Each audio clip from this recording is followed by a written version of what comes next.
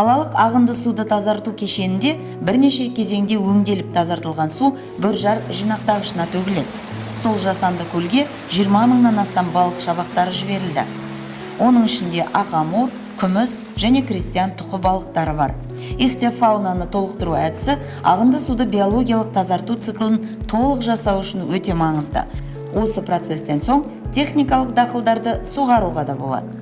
Естеріңізге сала кетсек, 2022 жылдың желтоқсан айында Бөржар көліне пайдалы бір клеткалы микроорганизм хлорелланың бірінші партиясы құйылған еді. Биыл көктемде Петропавл су зерттеу ғылыми-техникалық орталығының мамандары хлорелланың тағы бір ірі партиясын салды. Микроорганизм зиянды заттарды жойып, оттегін бөледі. Ол су бассейнін толық тазартуға мүмкіндік береді. Хлорелла, дафния сияқты әртүрлі шаян тәріздес жәндіктер үшін таптырмас қорек. Жақында Петропавл ғылыми зерттеу орталығының мамандары су қоймасындағы оттегінің мөлшерін де өлшеді. Керемет нәтиже шықты. Литріне 9,5-10 миллиграммды құрайтыны анықталды. Сондықтан су ресурстары маркетинг жауапкершілігі шектеулі серіктестігінің әкімшілігі келесі қадамға барып отыр. Яғни су қоймасына балық жіберуді ұйғарды.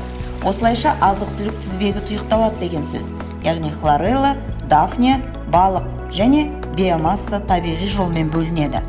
Нәтижесінде су жинақтағыш аумағында экологиялық жағдай оңалады. Ескертетін жайт, Бөржар су жинақтағышында балық аулауға болмайды, қатаң түрде тыйым салынады. Ол балықтарды жеуге болмайды, қауіпсіз емес.